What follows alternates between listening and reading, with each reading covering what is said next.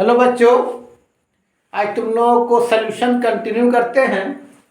तो आज बताते हैं, कल का वीडियो में नेगेटिव डिविएशन का ग्राफ छूट गया था। तो आज लिख लो, नेगेटिव डिविएशन का ग्राफ बताते हैं। तो पहले नेगेटिव डिविएशन किसको कहते थे? तो हम बताए थे कि जब ए टाइप मॉलिक्यूल्स को प्लस हम बी टाइप मॉलिक्यूल्स को मान लेते, ए टाइप मॉलिक्यूल्स को हमने सॉल्वेंट मान लिया है भाई, और बी टाइप मॉलिक्यूल्स को हमने सोल्यूट मान लिए। जब दोनों मिलेगा तो नेगेटिव डिविएशन क्या होता है? ए और बी मिला सॉल्यूशन में तो आपस में अट्रैक्ट हो रहा था। आपस में क्या हो रहा था? अट्रैक्ट हो रहा था। तो जब आपस में अट्रैक्ट हो जाएगा, एक दूसरे से जुड़ जाएगा, तो उसके बीच फोर्स ऑफ अट्रैक्शन बढ़ जाएगा। अट्रैक्ट हो गया तो फोर्स ऑफ अट्रैक्शन क्या बढ़ गया। जब फोर्स ऑफ अट्रैक्शन बढ़ जाएगा तो वेपर प्रेशर क्या हो जाएगा? घट जाएगा। कल हम बता चुके थे। तो यहां पर क्या हो रहा है कि वेपर प्रेशर ऑफ सॉल्यूशन कम है as compare to vapour pressure of क्या? Solvent, and vapour pressure of क्या? सॉल्यूट। अगर वेपर कम है तो भाई फोर्स ऑफ अट्रैक्शन सॉल्यूशन का ज्यादा होगा। Force of attraction of solution ज्यादा होगा as compare to force of attraction of solvent. Solvent बोले तो ए टाइप का मॉलिक्यूल, ए टाइप बोले तो यहाँ बहुत तरह का ए मॉलिक्यूल्स होगा, यहाँ बहुत तरह का बी मॉलिक्यूल्स होगा। तो फोर्स ऑफ अट्रैक्शन ऑफ क्या रे भाई? ए के बीच, and force of attraction of क्या? बी के मॉलिक्यूल के बीच में। तो ये ऑलरेडी हम डिस्कस कर चुके हैं, तो हल्का सा हिंट कर दिए। तो इसका नेगेटिव डिविएशन ग्राफ बता देते हैं। याद रखना कि फोर्स ऑफ अट्रैक्शन इनवर्सली होता है वेपर प्रेशर का। इस चीज को याद रखना, ठीक है। तो इसका ग्राफ मैं बताना है हमको। तो ग्राफ बताते हैं, इसमें क्या ऐसा होता है ग्राफ। हम बताए थे कि जिसका भी मोल फ्रैक्शन 1 होता है वो रे भाई आपका प्योर फॉर्म में होता है, उसमें कुछ नहीं मिला हुआ रहता है। उसी तरह एक्स भी आपका प्योर फॉर्म में है तो 1 होगा। ये भी किस फॉर्म में होगा? प्योर फॉर्म में होगा। बिल्कुल सही बात। लेकिन 1 से मोल फ्रैक्शंस क्या भाई 0 हो जाएगा, मीन्स इम्प्योर हो जाएगा। इम्प्योर बोले तो कुछ उसमें मिला दिए, या तो बी टाइप का मॉलिक्यूल उसमें मिल गया। फिर मान ले इसका बी का वैल्यू 0 हो गया तो क्या हो गया? इम्प्योर हो गया। इसका मतलब क्या समझा कि ए टाइप का मॉलिक्यूल्स बी में मिल गया। तो इसका ग्राफ देखो कि मान लेते हैं नेगेटिव डिविएशन ग्राफ क्या था? वेपर कम बढ़ रहा था, तो ये मोल फ्रैक्शंस ये 1 है, प्योर फॉर्म में है। तो मान ले इसका वेपर ये आपका पी नॉट ए है। अब मान ले एक्स ए का वैल्यू 1 से 0 हो गया तो आपका वेपर घट जाएगा, बिल्कुल घट जाएगा। किसका वेपर है? वेपर प्रेशर ऑफ ए का है। उसी तरह मान ले मोल फ्रैक्शन बी 1 है, प्योर फॉर्म में है। मान लेट से उसका वेपर क्या बन रहा है? पी नॉट बी बन रहा है। धीरे धीरे 1 से बी कितना हो जाएगा? आपका क्या हो जाएगा? 0 हो जाएगा। तो वेपर क्या हो जाएगा? घट जाएगा। तो वेपर घट जाएगा। इम्प्योर फॉर्म में वेपर घटता है, तो वेपर घट किसका वेपर है? वेपर प्रेशर ऑफ बी का है। और ये टोटल वेपर प्रेशर है, पी टोटल इक्वल टू क्या है? P A plus P B का वेपर है। और यहाँ नेगेटिव में क्या हो रहा था भाई कि वेपर प्रेशर ऑफ सॉल्यूशन कम हो जा रहा है as compare to vapour pressure of क्या? Solvent, and vapour pressure of क्या? सोल्यूट। मतलब यहाँ पर सॉल्यूशन का वेपर कम हो जा रहा है, तो ग्राफ जितना वेपर हम सोच रहे थे उससे वेपर क्या आएगा, कम आएगा, मतलब वेपर थोड़ा सा नीचे चला जाएगा, वेपर घट गया, इसका वेपर थोड़ा सा क्या हो जाएगा, नीचे आ जाएगा, ग्राफ सब में क्या आ जाएगा, ग्राफ थोड़ा सा नीचे आ जाएगा, इसका वेपर थोड़ा सा क्या हो जाएगा, कम हो जाएगा। तो इसको हम लोग क्या नेगेटिव डेविएशन ग्राफ बोल सकते हैं, और होता भी यही है ग्राफ। चलो तुम लोग को समझ में आ गया। नेक्स्ट आज जो पढ़ाने वाले हैं वो है special case of Henry's law and Raoult's law. Heading दो रे भाई, special case of Henry's law and Raoult's law. दोनों में क्या स्पेशल केस है। तो भाई हेनरी क्या कहा था, भाई समझो, हेनरीज लॉ, हेनरीज ने कहा था कि हम गैस को कहाँ डालते हैं, लिक्विड में, और क्या बना था, सॉल्यूशन। और इसका जो डेरिवेशन आया था कि ये बताया था कि मोल फ्रैक्शंस ऑफ गैस डायरेक्टली किसका होता है, प्रेशर का। जितना ज़्यादा तुम प्रेशर लगाओगे उतना मोल फ्रैक्शंस ऑफ गैस क्या होगा, अमाउंट ऑफ, मोल फ्रैक्शन बोले तो अमाउंट ऑफ गैस, उतना अमाउंट ऑफ गैस क्या होगा आपका लिक्विड में, क्या होगा, डिसॉल्व होगा। तो मोल फ्रैक्शंस ऑफ गैस को क्या लगाए हम लोग, K इंटू पी लगाए। तो मोल अब यहाँ लिख सकते हैं इस तरह से कि Kp equal to mole fractions of gas लिख सकते हैं। तो P इक्वल टू क्या हो जाएगा, मोल फ्रैक्शंस ऑफ गैस इंटू क्या हो गया 1/K, के नीचे आ जाएगा। और हमने 1/K को क्या मान लिया था रे भाई, KH। और इसी KH को क्या बोलते थे हम लोग, हेनरीज कांस्टेंट। क्या बोलते थे, हेनरीज कांस्टेंट। तो यहाँ क्या आ गया, प्रेशर इक्वल टू क्या हो गया, मोल आपका हेनरीज कांस्टेंट इनटू क्या, मोल फ्रैक्शंस ऑफ गैस। ये आपका इसका डेरिवेशन हो गया।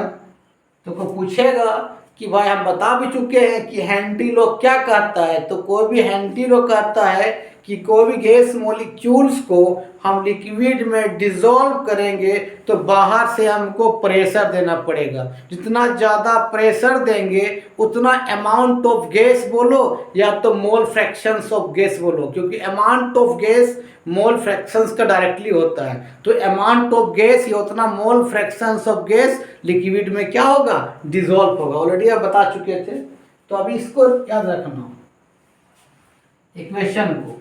दूसरा रॉल्स लॉ क्या कहा था, तो जानबे करता है, रॉल्स लॉ कहा था कि मान लेते हैं, रॉल्स लॉ देखो,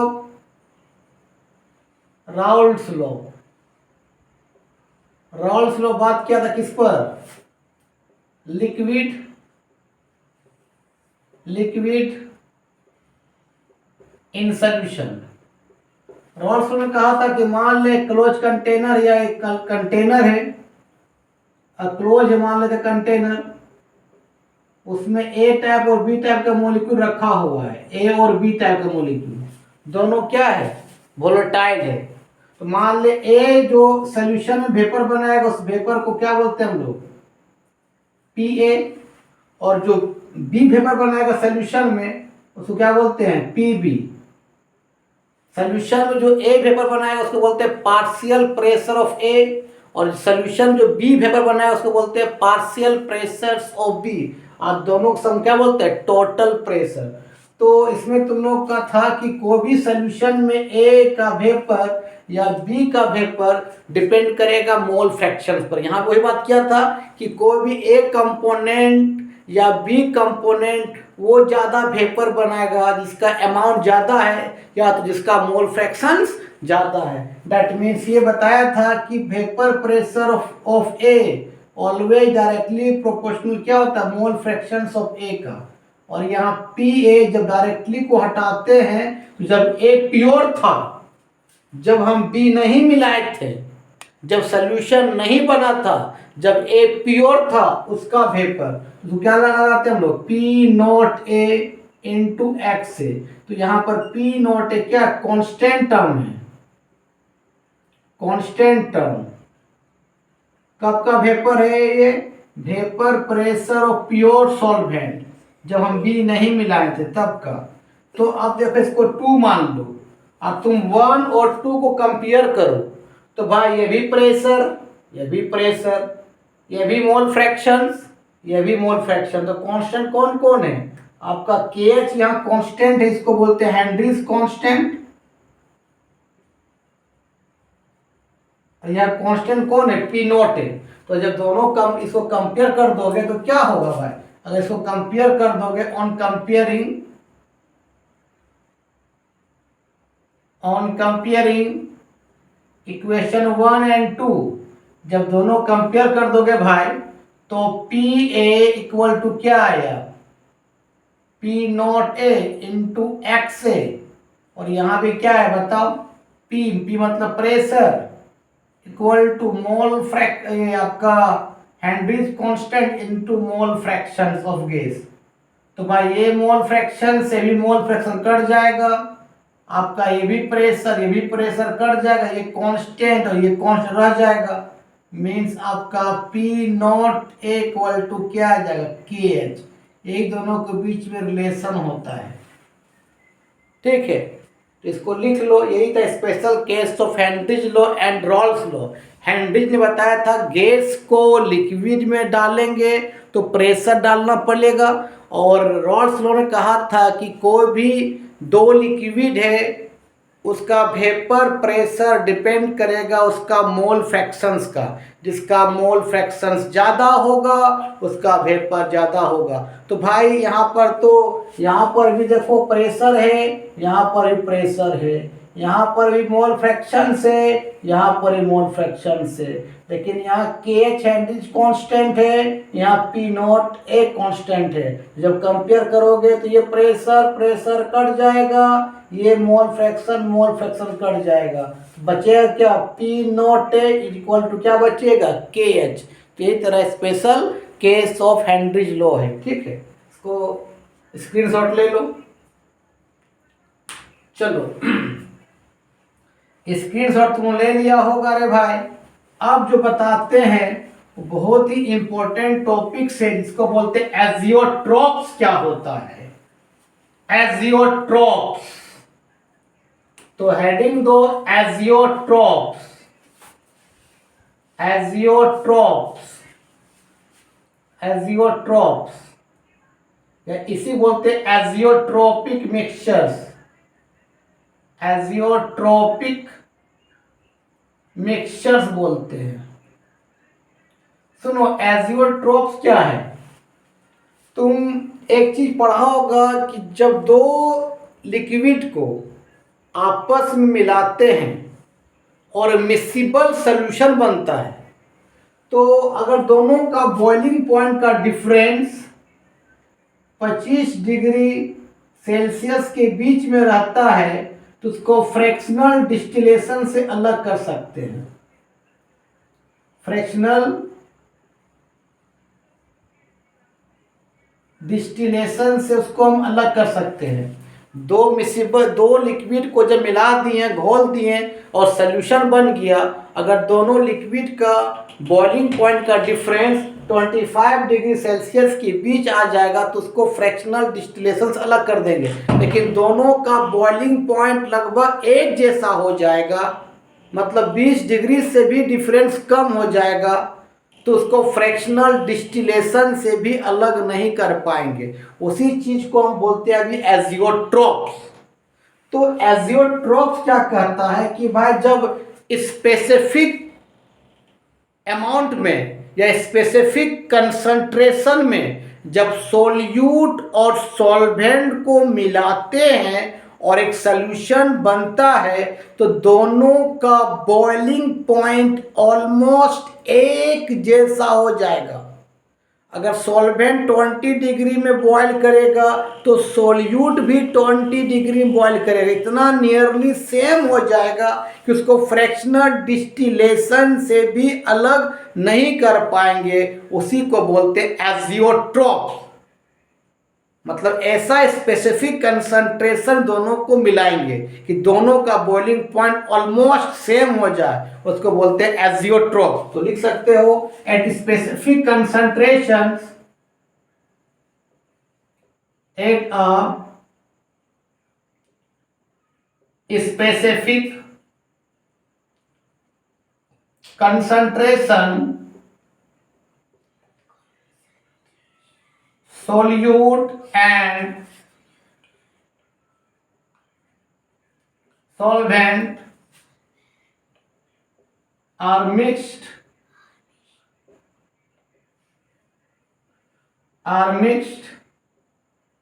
together at a specific concentration. Solute and solvent are mixed together. The boiling point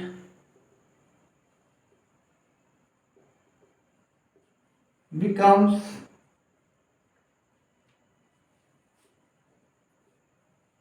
same. Boiling point become क्या हो जाता है? सेम हो जाता है, या ऑलमोस्ट बिकम्स ऑलमोस्ट सेम बोल सकते हो। इज कॉल्ड एजियोट्रॉप्स या उसी एजियोट्रॉप्स या उसी को हम बोलते हैं एजियोट्रोपिक मिक्सचर्स बोलते हैं। तो तुम लोग को समझ में आ गया एजियोट्रॉप्स किसको कहते हैं। तो एक ही लाइन में बोलना कि सर जब एक सर्टेन कंडीशन में जब सोल्यूट और सॉल्वेंट को मिलाते हैं तो ऐसा दोनों मिलता है कि दोनों का बॉइलिंग पॉइंट ऑलमोस्ट सेम हो जाएगा। इतना सेम हो जाएगा कि फ्रैक्शनल डिस्टिलेशन से भी अलग नहीं कर पाएंगे।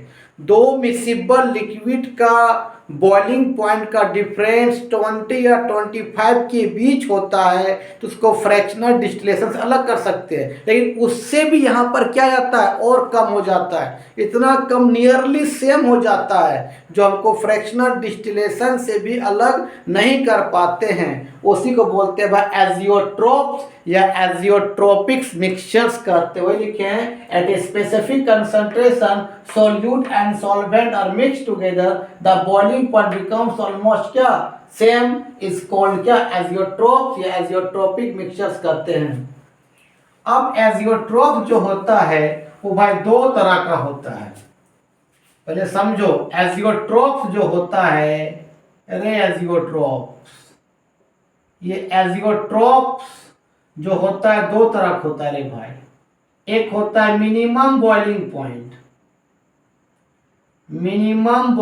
पॉइंट और एक होता है मैक्सिमम बॉइलिंग पॉइंट।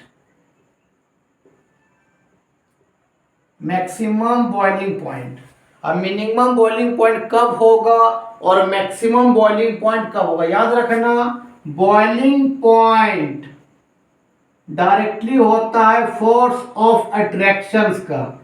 जितना ज्यादा मॉलिक्यूल्स के बीच में फोर्स ऑफ अट्रैक्शंस होगा उतना बॉइलिंग पॉइंट ज्यादा होगा।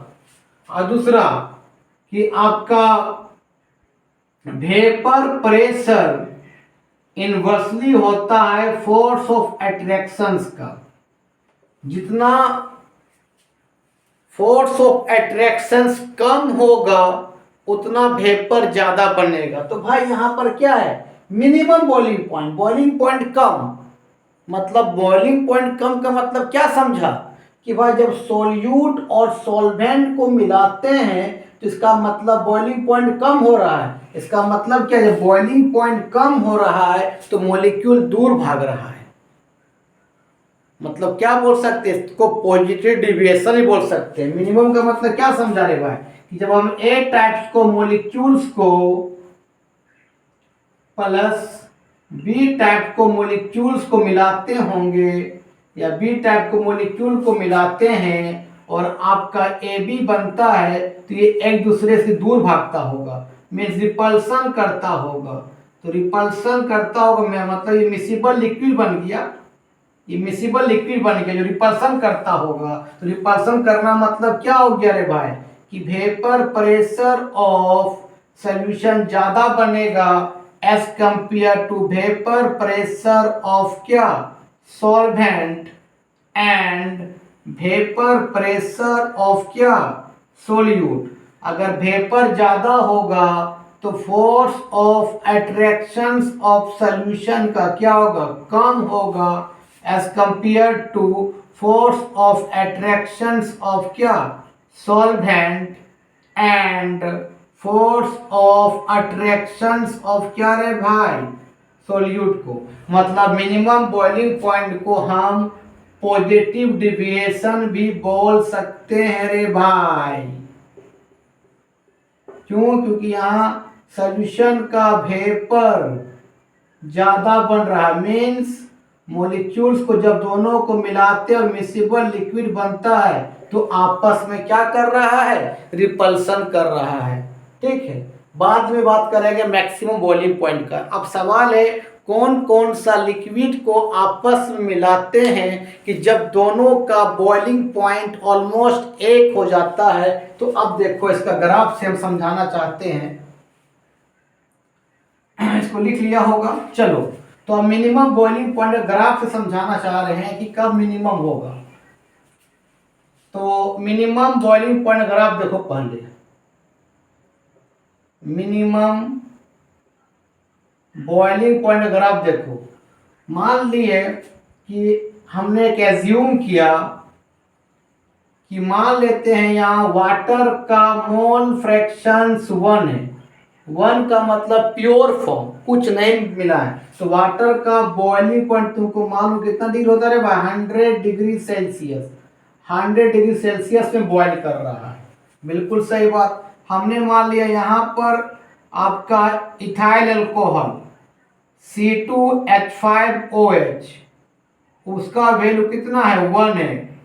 तो प्योर फॉर्म में तो अल्कोहल का बॉइलिंग पॉइंट होता है 78 डिग्री सेल्सियस।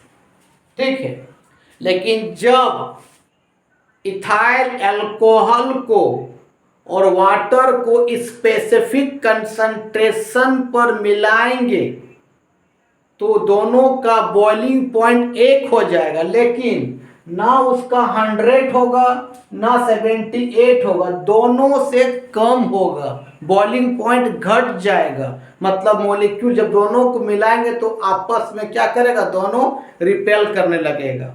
तो कितना कितना का स्पेसिफिक कंसंट्रेशन में मिलाएंगे, तो भाई तो यहाँ पर जब हम इथाइल अल्कोहल को C2H5OH का परसेंटेज हम 95% ले लेंगे और वाटर का परसेंटेज कितना ले लेंगे हम लोग, 5%। तो दोनों का बॉइलिंग पॉइंट ऑलमोस्ट सेम हो जाएगा, ना अब 100 होगा ना 78 होगा, दोनों से कम हो जाएगा। लेट्स से मान लिए इस पॉइंट पर दोनों का बॉइलिंग पॉइंट सेम हो गया, मतलब इस पॉइंट पर वाटर भी बॉईल करने लगा और इस पॉइंट पर अल्कोहल भी बॉईल करने लगा, दोनों से बॉइलिंग पॉइंट कम हो गया। तो बॉइलिंग पॉइंट कम हो गया मतलब वेपर प्रेशर क्या हो गया, बढ़ गया। और फोर्स, वेपर जब बढ़ जाएगा, वेपर प्रेशर ज़्यादा बढ़ जाएगा, वेपर बढ़ रहा है तो फोर्स ऑफ अट्रैक्शन क्या हो जाएगा, कम हो जाएगा। अब फोर्स ऑफ अट्रैक्शन भी कम हो जाएगा तो आपका मॉलिक्यूल्स का आपका फोर्स ऑफ अट्रैक्शन भी कम हो गया, वेपर क्या हो गया, बढ़ गया। तो अब देखो इतना घट गया, इतना घट गया, इतना से घट गया, इतना घट गया, इतना घट गया। अब यहाँ ये बॉईल करने लगेगा इस पॉइंट पर, अभी यहाँ बॉईल करने लगेगा इस पॉइंट पर। तो इसी को बोलते हैं क्या, मिनिमम बॉइलिंग पॉइंट। और तुमको अभी बताएं कि force of attraction directly proportional किसका होता है, बॉइलिंग पॉइंट का। जितना ज़्यादा बॉइलिंग पॉइंट होगा उतना फोर्स ऑफ अट्रैक्शन ज़्यादा होगा। दूसरा हमने ये बताया अभी कि वेपर प्रेशर इन्वर्सली होता है किसका, फोर्स ऑफ अट्रैक्शन का। अगर फोर्स ऑफ अट्रैक्शन बढ़ेगा तो वेपर कम होगा, एक दूसरे के इन्वर्सली होते हैं, इसको लिख लेना। तो इसी को बोलते हैं मिनिमम बॉइलिंग पॉइंट। एक स्पेसिफिक कंसंट्रेशन मिला दिए तो दोनों का बॉइलिंग पॉइंट घट गया, ना 100 हुआ ना 78, दोनों से कम हुआ, मतलब बॉइलिंग पॉइंट घटना मतलब वेपर ज्यादा बनना, मतलब जब दोनों को मिला रहे हैं दोनों मॉलिक्यूल क्या कर रहा है, आपस में रिपल कर रहा है। तो इसको लिख लो।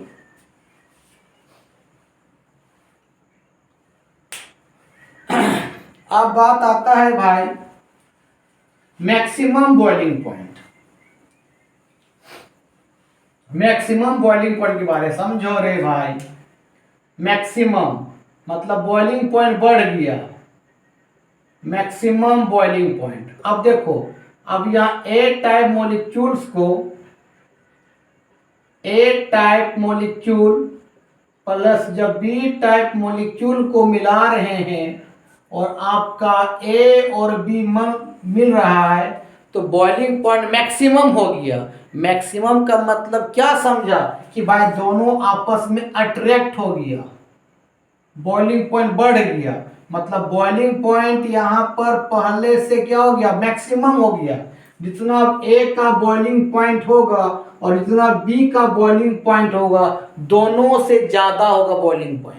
जब दोनों को एक स्पेसिफिक कंसंट्रेशन पर मिलाएंगे तो अब ए का भी बॉइलिंग पॉइंट से ज्यादा होगा और बी का बॉइलिंग पॉइंट से भी ज्यादा चला जाएगा, मतलब बॉइलिंग पॉइंट बढ़ जाएगा। जब बॉइलिंग पॉइंट बढ़ेगा तो भाई उसका फोर्स ऑफ अट्रैक्शन भी बढ़ जाएगा, लेकिन आपका वेपर प्रेशर कम हो जाएगा।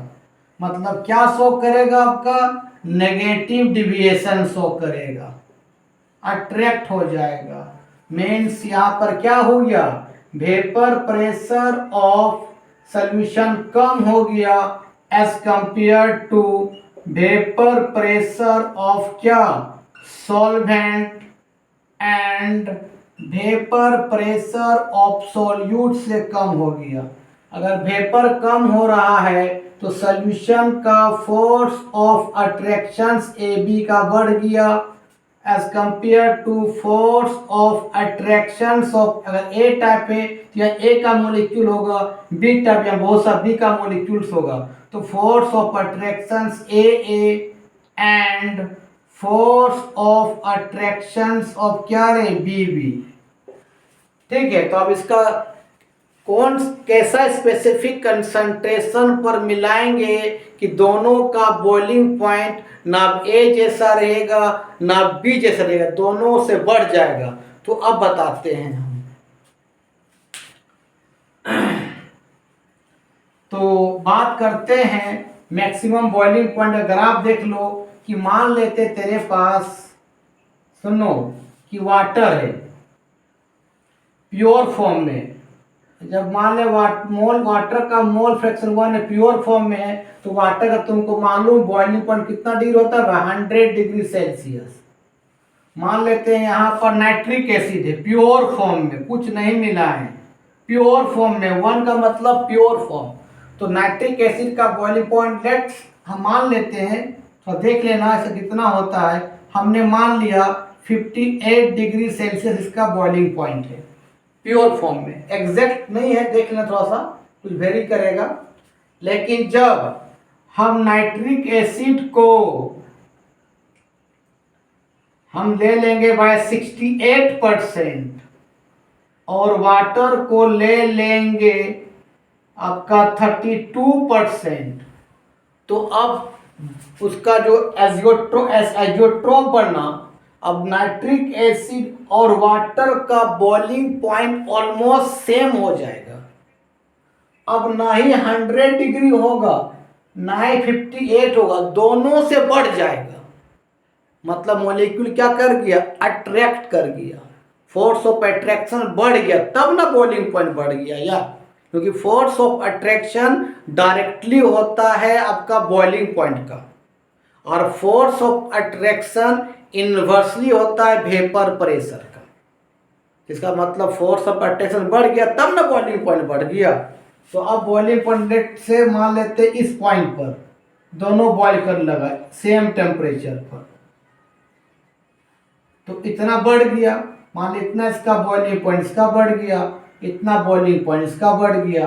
अब ये इस टेम्परेचर में ये बंदा बॉइल कर रहा है, इस टेम्परेचर को क्या बंदा बॉइल कर रहा है, इस पॉइंट पर बॉइल कर रहा है, दोनों का बॉइलिंग पॉइंट ऑलमोस्ट सेम हो गया, तो इसको बोलते हैं मैक्सिमम बॉइलिंग पॉइंट। ठीक है, तुम लोग को आज हम बता दी special case of Henry law और राउल्स लॉ के बारे में, एजियोट्रॉप्स के बारे में। तो एजियोट्रॉप्स को पूछे बता देना सर एजियोट्रॉप्स एक ऐसा सोल्यूशन है जब सोल्यूट और सॉल्वेंट को जब एक स्पेसिफिक कंसंट्रेशन पर मिलाते हैं तो दोनों का बॉइलिंग पॉइंट इतना सेम हो जाता है कि उसको फ्रैक्शनल डिस्टिलेशन से भी अलग नहीं कर सकते हैं, उसी को बोलते हैं एजियोट्रॉप्स। और सर एजियोट्रॉप दो तरह का होता है, मिनिमम बॉइलिंग पॉइंट और maximum boiling point. Boiling point घटना जब सोल्यूट और सॉल्वेंट को स्पेसिफिक कंसंट्रेशन पर मिलाएंगे और बॉइलिंग पॉइंट घटेगा मतलब दूरों भागेगा, रिपल करेगा, फोर्स ऑफ अट्रैक्शन कम हो जाएगा। लेकिन मैक्सिमम में क्या होगा, मैक्सिमम बॉइलिंग पॉइंट में क्या होगा, जब सोल्यूट और सॉल्वेंट को स्पेसिफिक कंसंट्रेशन पर मिलाएंगे और बॉइलिंग पॉइंट बढ़ रहा है, इसका मतलब मॉलिक्यूल सामने आ रहा है, फोर्स ऑफ अट्रैक्शन क्या हो गया, बढ़ गया। तो आज का वीडियो बाबू यहीं समाप्त करते हैं। नेक्स्ट क्लास तो पढ़ाएंगे तुम लोग कोलिगेटिव प्रॉपर्टीज़, कोलिगेटिव प्रॉपर्टीज़ के बाद हम वेंट ऑफ फैक्टर पढ़ाएंगे और सोल्यूशन का न्यूमेरिकल कुछ बता देंगे, तब उसके बाद इलेक्ट्रोकेमिस्ट्री का वीडियो अपलोड करेंगे। तब तक के लिए बाबू बाय बाय।